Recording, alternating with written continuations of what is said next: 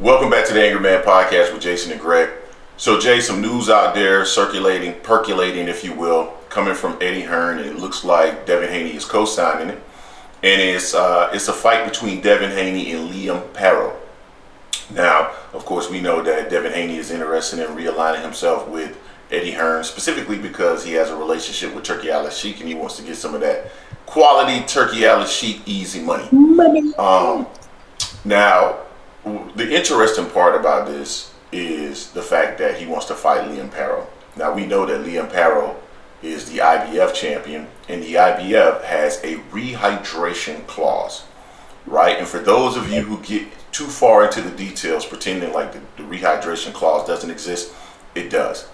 It is only not in play when it is a unification fight, and that is what Devin Haney is currently trying to circumvent, Jay. Yep. He is trying to use a status as champion in recess to try to circumvent, champion in recess for the WBC to try to circumvent the IBF rehydration clause, which to me is odd. As a champion in recess, that does not make you a champion. It just means you get the opportunity via rules specified by that particular sanctioning body that will allow you to face the champion next or something to that effect, right? But you're no longer the champion. That would, because if we're going to use that as an example, then Jamel Charlo is still the WBA champion at 154 pounds because he's champion in recess, right? He's also champion in recess for the WBC. So this is to me, this is weak sauce, and this is Devin Haney attempting to continue to fight at a weight class that's much lower than where he probably should be. We just saw what was it, Jay? It's with Andre Ward, and apparently he just recently sat down with Andre Ward. Devin Haney looks as big as Andre Ward, and Andre Ward looked a lot bigger than Terrence Crawford when we recently saw him in the ring with Crawford sparring. So, I mean, Haney's huge. He's absolutely huge. He's massive.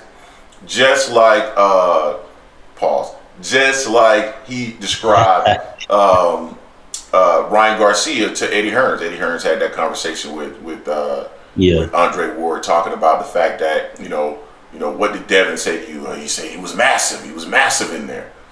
So Devin, you are also massive in the ring, and you want to continue to use that as an advantage. And I've said that's for quite some time. Devin is really big.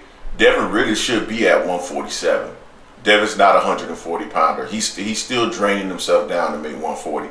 He should be at 147. But at 147, you're going to find guys that are going to be closer to your size, right? You're going to find some guys that are going to be big welterweights that will be able to match, the length, the reach.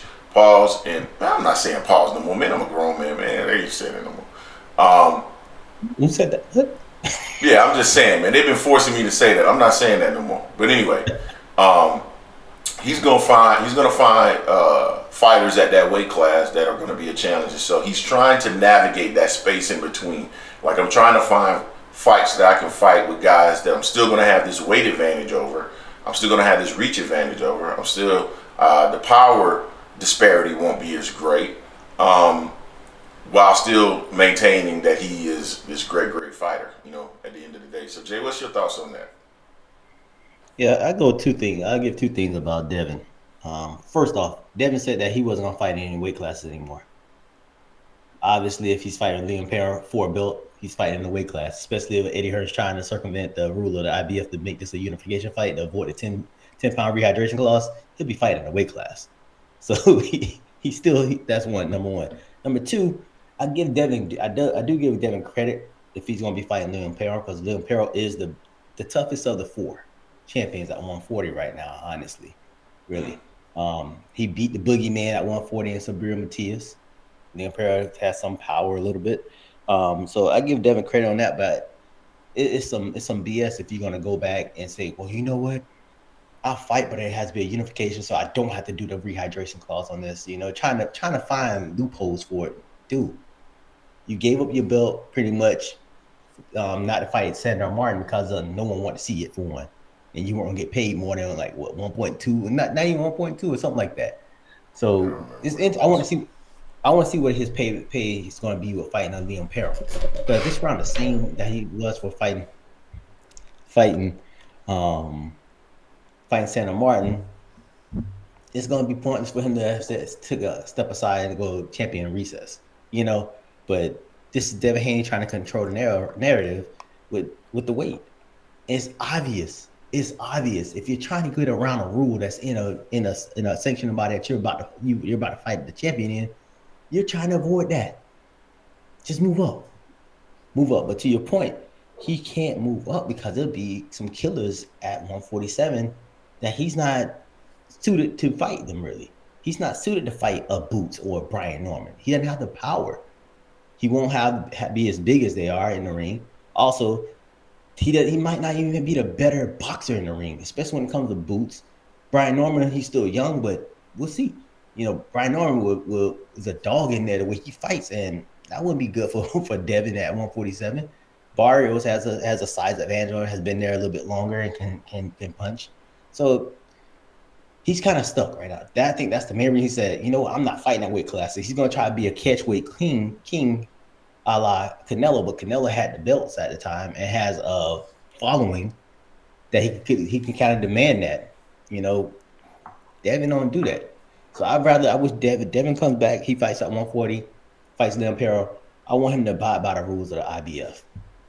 Do that, and then you can get rid of people saying that you're weight bullying, because then you're gonna abide by the rules. Rehydrate no more than 10 pounds the next weigh in, the next morning the weigh-in, morning of the fight, and then you're good.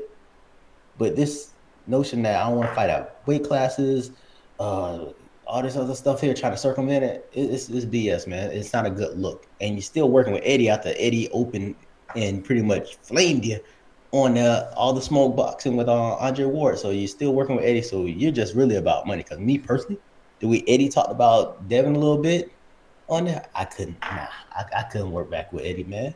Nah, couldn't.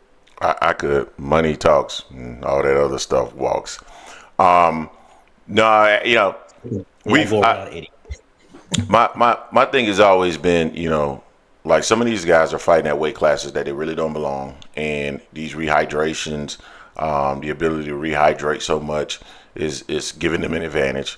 And I understand why they changed the rules back in the day for the protection of the fighters, but still there needs to be something instituted where fighters are fighting at the appropriate weight class, because it's also dangerous for their opponent, and it's also dangerous to rehydrate, to dehydrate and then rehydrate by so much. So I would assume that that's also dangerous and not healthy for a fighter as well. It is. But we'll see what ends up happening in regards to Devin. So you guys tell us what you think in the comment section. Don't forget to hate, like, comment, and subscribe. This is the Angry Man Podcast, AM Sports Media, and we are out.